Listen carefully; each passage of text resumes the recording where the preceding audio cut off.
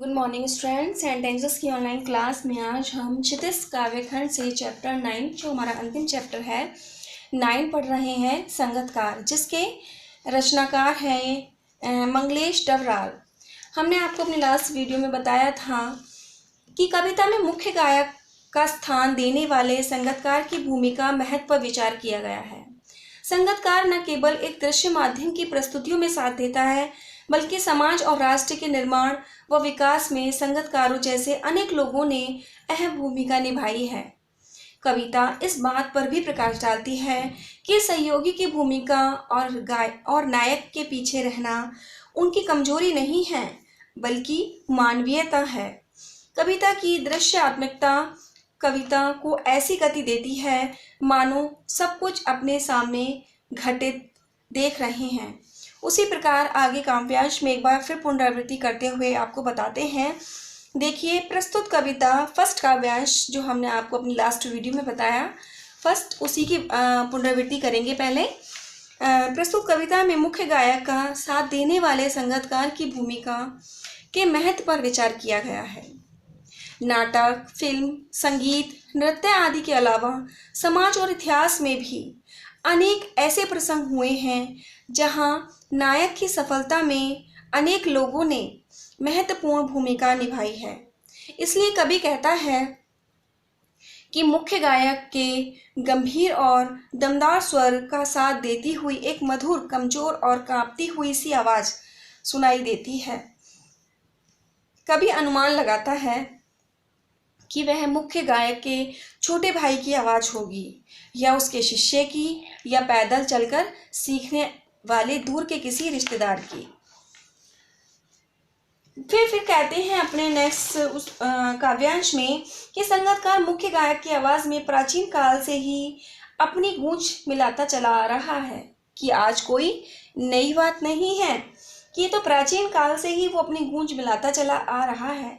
वह मुख्य गायक को आधार प्रदान करता है, उसकी गायन की रिक्तता को भरता है। जब मुख्य गायक स्थायी या टेक को छोड़कर अंतरे के रूप में वंदिश अर्थात गीत का अगला चरण पकड़ता है और कठिन तानों की सफलतापूर्ण प्रस्तुति करता है, या अपने ही सरगम को लांघकर एक ऊंचे स्वर में खो जाता है, तब संगतकार ही गाने के स्थायी को पकड़े रहता है।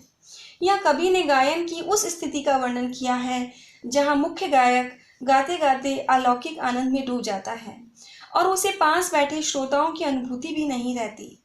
उस स्थिति में संगतकार मुख्य गायक और श्रोतागण के मध्य सेतु का कार्य करता हुआ कार्यक्रम में चार चांद लगा देता है।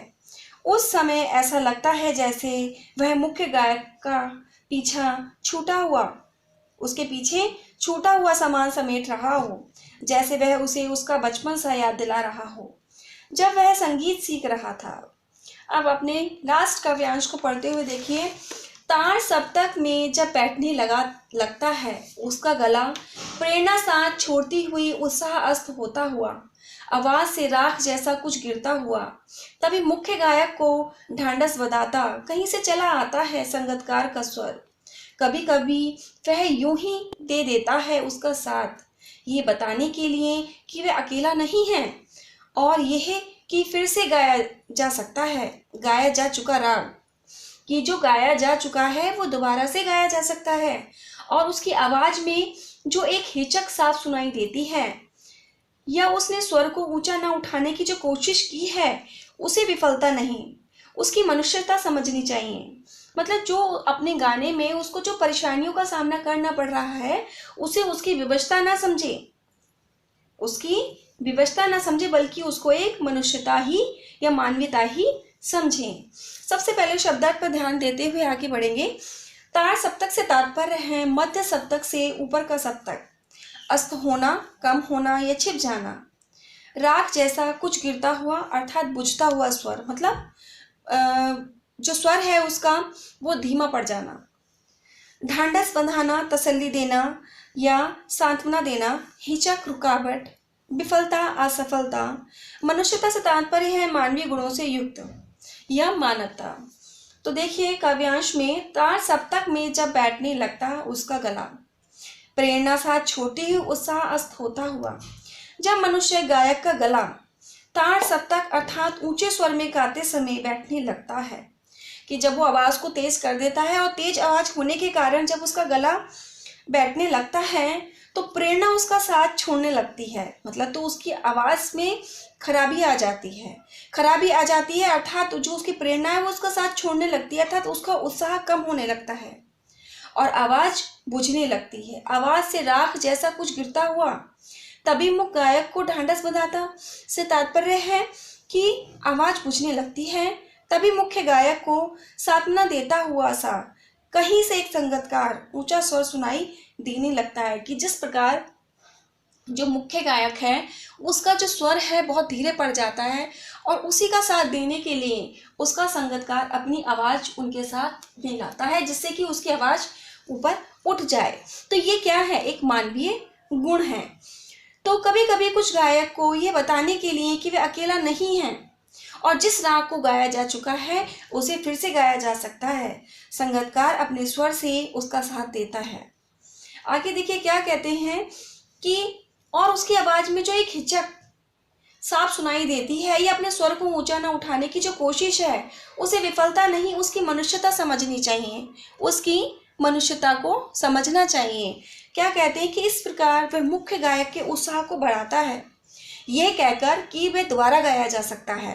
ये सब करते समय उसकी आवाज में एक हिचकिचाहट साफ सुनाई देती है। ये संगीतकार की अपने स्वर को मुख्य गायक के स्वर से ऊंचा न उठाने तो उसकी मानवता है।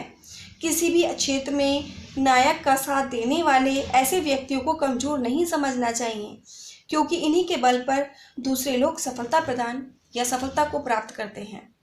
तो इसमें बताया गया है कि ना तो संगीतकार कमजोर है और ना मुख्य गायकार। अगर उसकी आवाज़ मुख्य गायकार की आवाज़ धीमी पड़ गई है तो इसका मतलब ये नहीं है कि उसको गाना नहीं आता या उसको गाने की प्रेरणा उसकी खत्म हो चुकी है। और जो पीछे से गा रहा है अर्थात संगीतकार भी अपने आप में एक महत्वपूर्ण भूमिका है, उसका भी अपना या अपने स्थान पर मुख्य स्थान है, अपनी जगह पर उसका भी महत्वपूर्ण स्थान है, उसकी भी एक जगह है। तो यहाँ पर लेखक ने यही बताया है कि किस प्रकार यहाँ पर एक मुख्य गायक और एक संगीतकार की विशेषताओं का वर्णन किया है।